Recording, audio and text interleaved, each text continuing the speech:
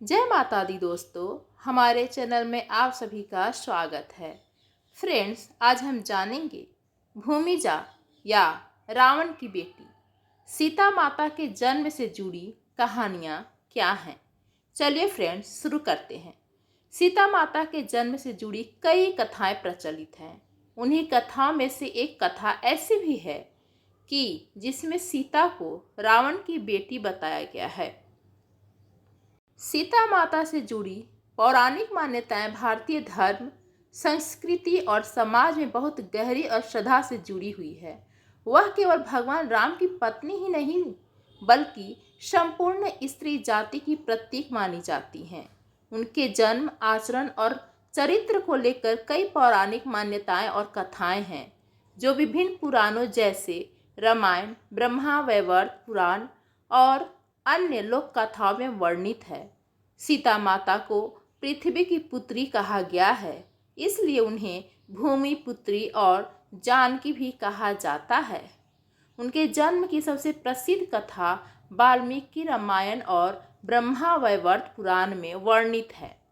सीता माता का जन्म न केवल एक राजकन्या के रूप में हुआ था, बल्कि उनका जन्म ही यह सिद्ध करता है कि वह धरती की शुद्धता, सहनशीलता और स्नेह की मूर्ति है।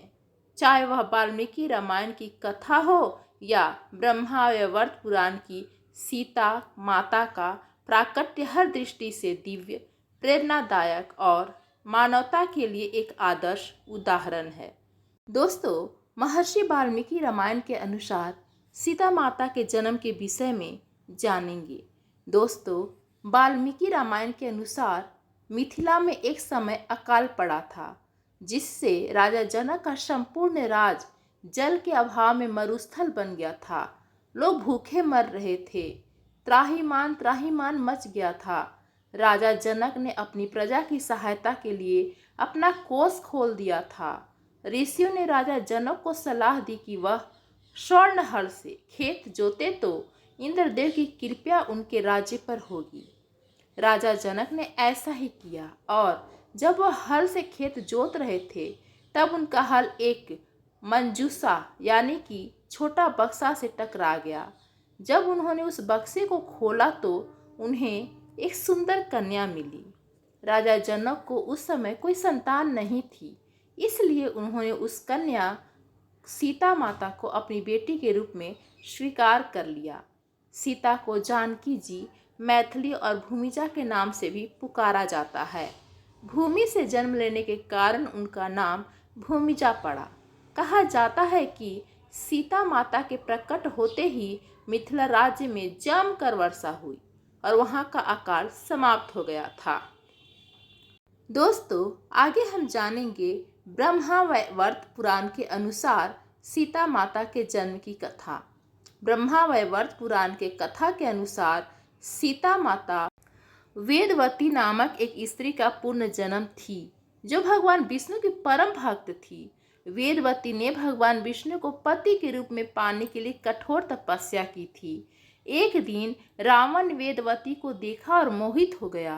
रावण ने वेदवती को अपने साथ चलने के लिए प्रस्ताव दिया, लेकिन वेदवती ने स्पष्ट मना कर दिया। रावण यह सुनकर क्रोधित हो गया और वेदवती के साथ जबरदस्ती करने की कोशिश करने लगा। ऐसे में वेदवती ने स्वयं को भस्म कर लिया और रावण को श्राप दिया कि वह अगले जन्म में उसकी मृत्यु का कारण बनेगी। उसके बाद मंदोदरी ने एक कन्या को जन्म दिया, लेकिन रावण ने उसे सागर में प्रवाहित कर दिया। उस कन्या को सागर की देवी वरुणी ने धरती की देवी पृथ्वी को सौंप दिया था। बाद में वही कन्या मिथिला के राजा जनक को हल जोतते समय प्राप्त हुई। उसके बाद राजा जनक और उनकी पत्नी सुनन्या ने उस कन्या को अपनी बेटी के रूप में स्वीकार किया। राजा जनक ने माता सीता का लालन पालन किया और उनका विवाह प्रभु श्री राम से हुआ। वनवास के दौरान रावण ने माता सीता का अपहरण किया और उनसे विवाह करने की इच्छा जाहिर की। उसके बाद प्रभु श्री राम ने रावण का वध किया और इस प्रकार माता सीता रावण की मृत्यु का कारण बनी। दोस्तों, पुराण की मान्यता के अनुसार वह कन्या कोई और नहीं बल्कि वेदवती थी, जिन्होंने रावण का अंत करने के लिए माता सीता के रूप में रावण की पत्नी मंदोदरी की कोख से दोबारा जन्म लिया था। रामायण के अनुसार रावण ने कहा था कि अगर उसके मन में अपनी पुत्री से विवाह करने की इच्छा उत्पन्न होती है तो उसकी पुत्री ही उसकी मृत्यु का कारण बनेगी। मान्यता है कि इसी बात को सही साबित करने के लिए वेदवती ने सीता के रूप में मंदोदरी की कोख से जन्म लिया था। दोस्तों, आगे हम जानेंगे माता सीता को क्यों कहा जाता है भूमिजा। चलिए हम इसका कारण जानते हैं। पुराणों में यह वर्णन है कि रावण के अत्याचार से ग्रस्त होकर पृथ्वी माता ने ब्रह्मा जी से प्रार्थना की। तब ब्रह्मा जी ने भगवान विष्णु से अनुरोध किया कि वह पृथ्वी पर अधर्म का नाश करने के लिए अवतार लें। भगवान विष्णु ने यह वचन दिया कि वह राम के रूप में अयोध्या में राजा दशरथ के पुत्र बनेंगे और उनकी पत्नी देवी लक्ष्मी यानी सीता के रूप में अवतरित होंगी।